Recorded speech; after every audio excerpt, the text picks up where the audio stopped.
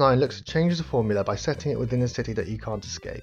Is Monstrum Nox a change for the better or worse?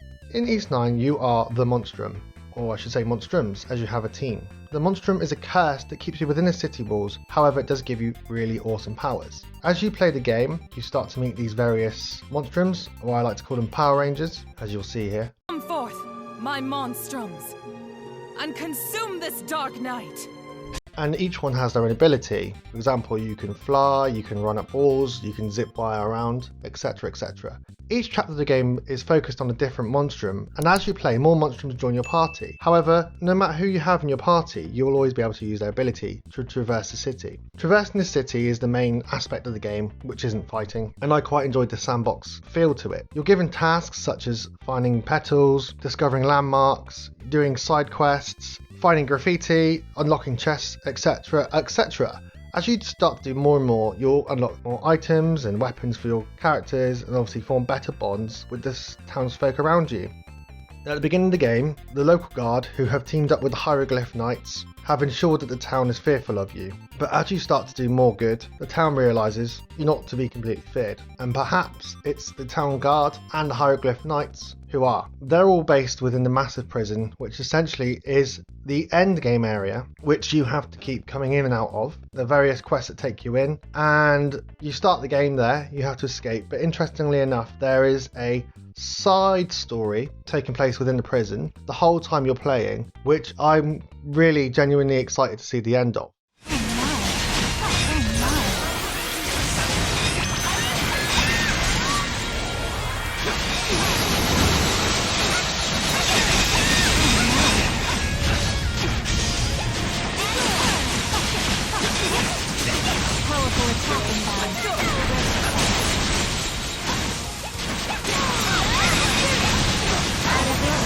I think that the combat is probably the most enjoyable part. I, for one, am not usually a fan of games where you're essentially just hitting the same buttons over and over again. I know that's how a lot of action JRPGs are played.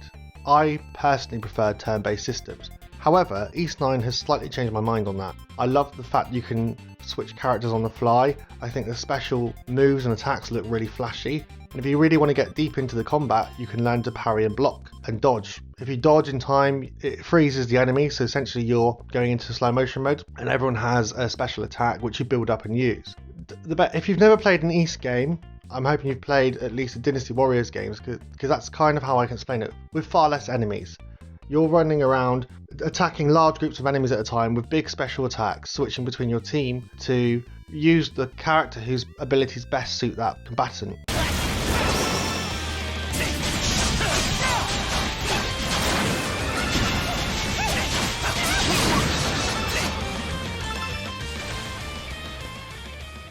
When you take on a dungeon, you'll usually encounter two bosses. There's a mid-level boss and an end boss. For me, so far, the bosses have been one of the best parts of the game because they're all quite unique. Generally, you have to use different methods to defeat them, and none of them have particularly posed a challenge thus far. However, they are a nice change of pace and style to the rest of the monsters in the game.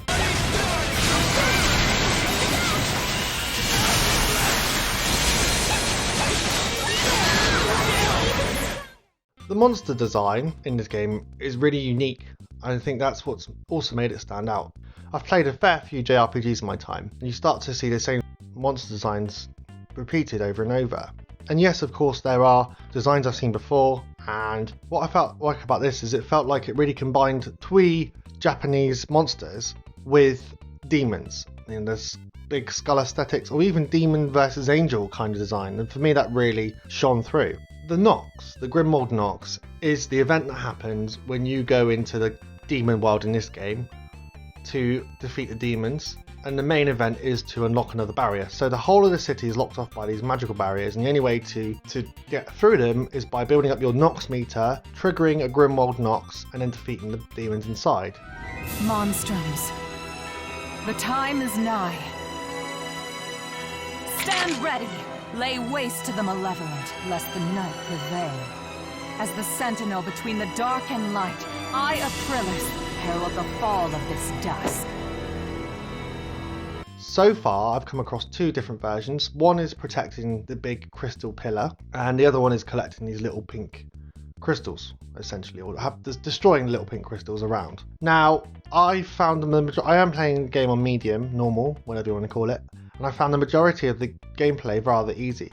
But the barrier that allowed me to slightly travel outside the city was a real challenge, and I got a few broken pillars.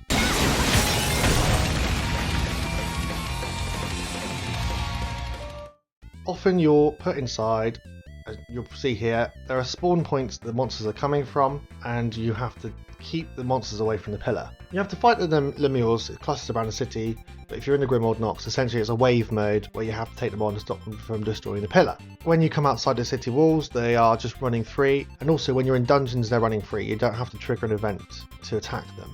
But obviously when you're in the city is normal city life where you're running around doing side quests, which I'll go on to, but when you trigger the event it's essentially taking place in the other plane or whatever they want to call it, and you're having to fight them off. As you trigger more Nox, you unlock more of the city to explore and unlock obviously more story. Now I found the only way to really progress was by doing side quests, because that gives you like 50 Nox at a time and you need 100 Nox to trigger the Monstrum Nox. So you're running around doing the side quests, and you know they are really fun. They don't always feel like fetch quests, they force you to use your abilities, they often give you more backstory behind each character, and more often than not they will involve the character you're going to be unlocking at the end of that chapter or the chapter afterwards. It's all made very cleverly. It doesn't feel like you're forced to do side quests, but you very much want to do them because they're fun, they're enjoyable, and they add a lot more to the story. And obviously you have your typical Japanese side quests, such as a peeping Tom trying to get a look into the local bathhouse. You'll be solving farmers' bad bellies, you'll be finding a kid's large lost stuffed toy, you'll be helping the local hieroglyph knights with vandals, etc, etc. You'll be doing all sorts of side quests, and even within the dungeons and when you get into the prison, they have their own little side quests. More often than not, when you've completed a side quest and it doesn't involve one of your fellow monstrums, you'll meet a new character who then comes back to the inn. I see. So that's what happened in the prison. Anyhow, take a look at all this. I get that it makes it less conspicuous for us to be coming and going with people here, but I'm not especially excited about the whole hiding in plain sight idea. A bar of all things.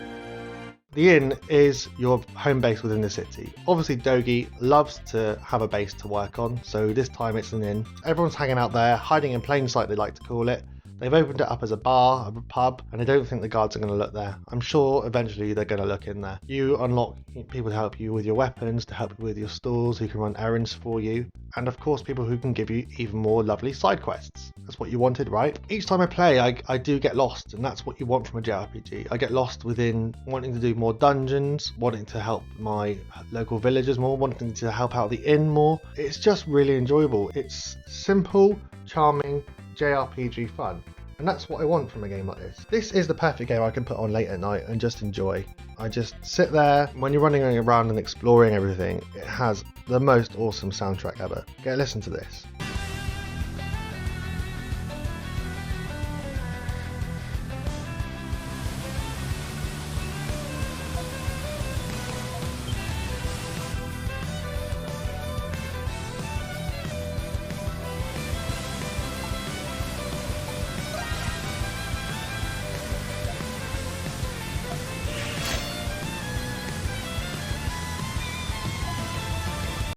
Depends on what you want from your game. It's not particularly thought-provoking or doing anything hugely different with the genre. It is thoroughly enjoyable and charming. It's not blowing me away, but I can't stop playing it. I want to find out what happens to the characters, I want to unlock more monstrums to have their abilities to explore the city, I want to collect every single thing within the city of Balduk. Everything is there that I want from a JRPG, and it's hitting that perfect spot between deep and satisfying and simple and fun, which I think is a hard thing to do.